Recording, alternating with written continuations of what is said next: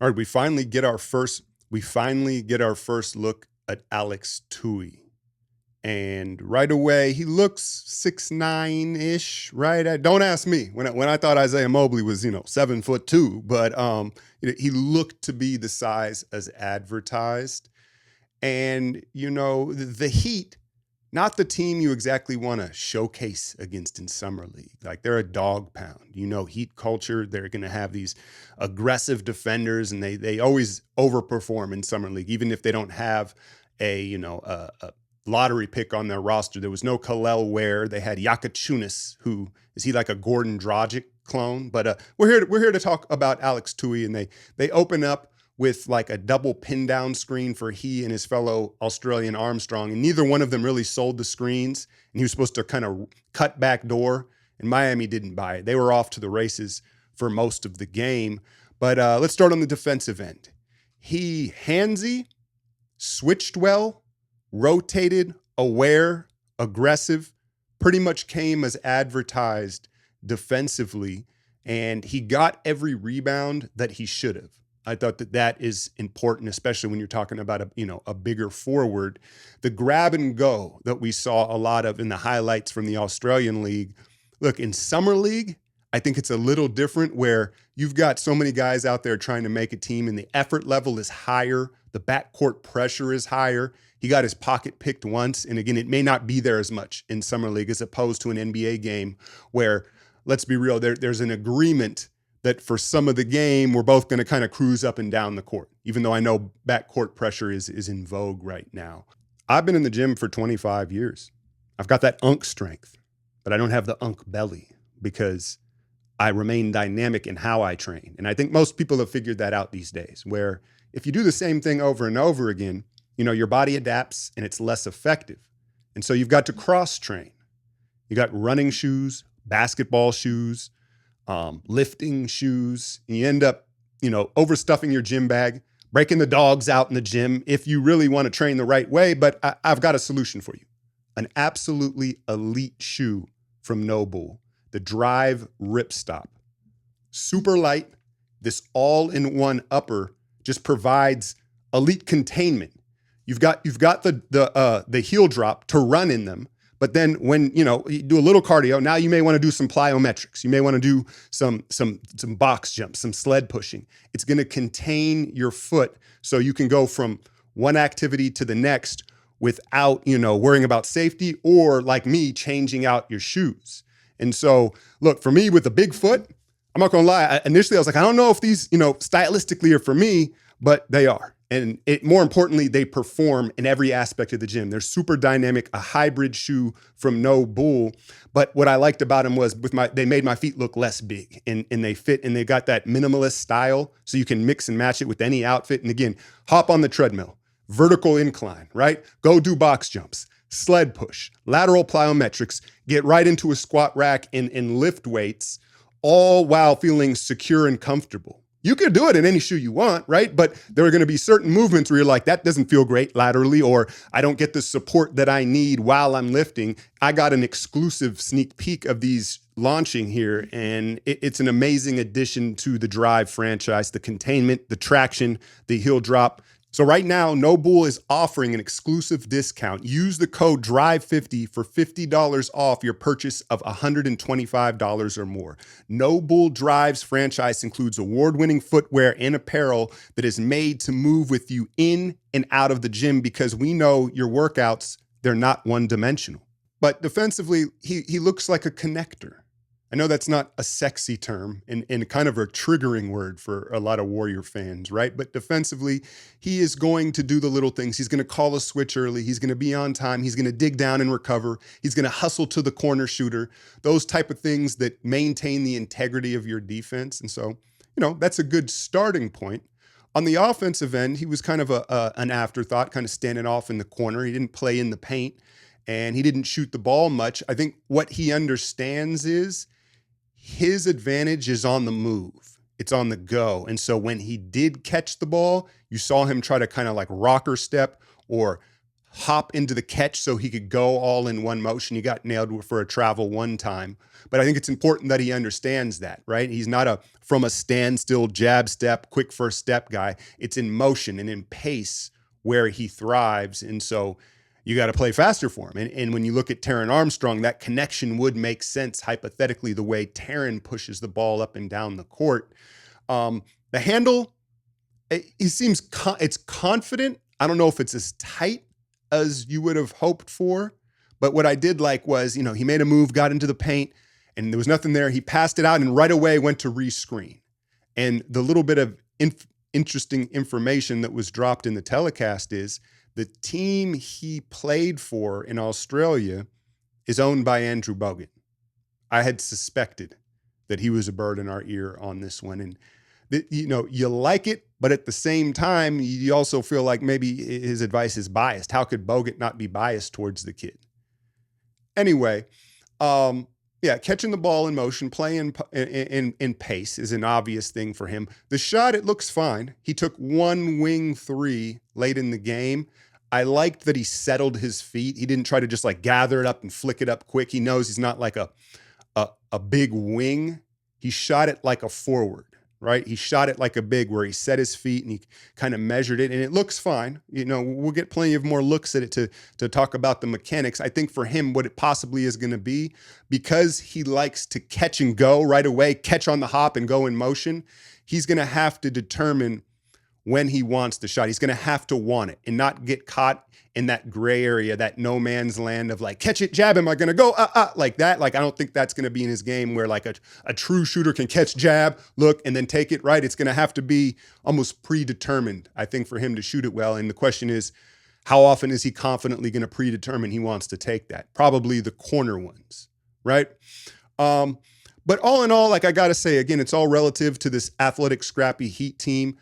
I didn't love the way he got up and down the court, because he looked so fast in all the Australian highlights. And that's one measure for me, an early scouting thing that I do when I'm looking at a player is, especially if he's a big. If it's a guard, they got to get up and down the court. I'm expecting you to be quick, right? But when you get 6'8", 6'10", you can get up to there.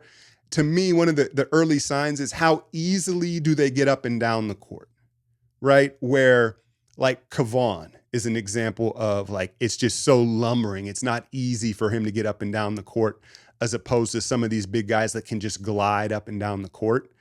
And Tui, he didn't get up and down as fast and as swift as I thought he would. Now, he was sitting out with some sort of minor injury, I believe. He may be a little bit out of shape. So I don't want to fully judge that, but that was my first impression as far as his up and down. He didn't just effortlessly glide up and down the court, and he wasn't as athletic as maybe I first thought he would be, as the highlights made him look like, right? But what I think he is it's an effort and motor thing. It's stringing together efforts. The shirt, the Nike basketball shirt, basketball never stops, right? And you see it all the time, especially at the grassroots level and with younger players, Kuminga, where they'll make an effort, right? And then they kind of stop for a second. And then they're like, oh yeah, then I got to do something else, right? Tui just goes from effort to effort. He strings efforts together, and it's just a very consistent motor. It doesn't go up. It doesn't rev up and down. It's a very consistent motor of stringing efforts together. And so I think that that's where he can thrive in pace at that size, to have that consistent motor and string plays together. He'll go, He'll go to a shot, right to a screen, then to the glass, and then he's getting back. Like there's no pauses in his game. And I think that makes up for, not being an A-level athlete. It's similar to Pods in that way, where it's just effort on effort as opposed to actual athleticism. And so first impressions, again, my take may change after, the Vegas Summer League and we get to see more of him and maybe the ball in his hands, a little more opportunity. But what I'm seeing right now is kind of like maybe a craftier version of Guy, who defends much better. That's the other thing I want to talk about defensively. I forgot to mention is, for a big guy like that, very comfortable on the perimeter. Usually when a power forward, most power forwards, when they pick up 30 feet from the basket, they can be a little tentative, a little conservative. He's very comfortable guarding up above the 3-point line, switching out there, handsy, good, fundamental stance. And so, I don't know if he can ever, I don't know if anybody can match Guy Santos's energy and effort. I don't know. I don't think his motor is that high, but I think it's a high enough, consistent motor. And then he's just crafty, right? He angles, he seems to know how to play. And so I see some sort of version of Guy who could defend better. And then, of course, the question will be, can he spot up in the corner offensively and take and make that three consistently? I think he will thrive in pace. But I'm not mad at it. I'll also say this. I compared him to Pods as far as it's more of a motor and an effort than athleticism that he hangs his hat on. Summer League may not be the best environment to showcase that. It wasn't for Pods, and you've got a bunch of guys fighting to put food on their table. The effort and the motors of these players is higher than what it typically is minute to minute in NBA games, so it doesn't stand out as much. But I see the frameworks for it. I'm not mad at the debut. What else happened? More Will Richard, who continues to score in double-digit points. I've got a little comp for you, and there's a little bit of irony to it. I'm watching him. He came off a baseline out of bounds, curls into a midi. He's made a couple middies in every game, and I'm watching how he moves in his body. I'm like, you know what that jumper kind of looks like? Kind of looks like Brad Beal. He kind of looks, the way he moves, the jumper, kind of looks like a young Brad Beal. Now, granted, Brad Beal was he the third pick that year out of Florida? He was like a top 5 pick out of Florida. So much higher pedigree from Brad Beal and probably, the better athlete when he was younger. But I see similar movement patterns, and the jumper looks similar to me. The reason why the midi works so well for him and why he's so comfortable with it is that elevation in his jump shot. If you were to go to a shooting coach and you were to break down how to shoot the mid-ranger well, they're going to say, well, you need to elevate more. Right? You're going to have to elevate, and you're going to get it in your legs, and then your release, there's going to be less force through the release. The ball is going to be, you're going to bring the ball up higher in your release and just flick it and let the energy of elevating get you into that shot and give you the touch. And so the mechanics of his shot are tailor-made for that mid-range game. And, in today's analytics in the NBA, very few guys are green-lit to shoot that midi. But it looks legit enough to where he should be greenlit for it. And maybe the fact that we have Jimmy who will take it makes it, more acceptable, right, on a team basis. But at the same time, the mechanics of that mid-ranger, Jimmy shoots it well, right, and Will shoots it well, it can hurt your 3-ball because that same elevation and higher, less elbow extension on your release can the further out you go, the more difficult it is to replicate that consistently. And so what I would suggest is, and this is, I'm getting a little ahead of myself here with him. He's played like 3 summer league games, but perhaps he's got to alter the 3-ball. He can't shoot it like the midi. You get guys, real shooters have probably 3 or 4 different versions of their shot, depending where they're on the floor and if they're moving. And so maybe for him, when he really locks in the 3-ball, it'll look different than his midi. But also the fact that he elevates so well, I think, is what makes him comfortable shooting in movement. And we know how valuable that is in today's game, right? He's very comfortable, backpedaling to the 3-point line, curling, moving off a screen. He's very comfortable as a movement shooter. And again, that goes back to the elevation, because when you elevate that strongly into your shot, you don't have to be all the way squared up. You can kind of start to square up in the air, right? You don't have to be squared on the ground to shoot it. You can be here and then go up and kind of turn in the air and still get that rhythm. So Will continues to look good.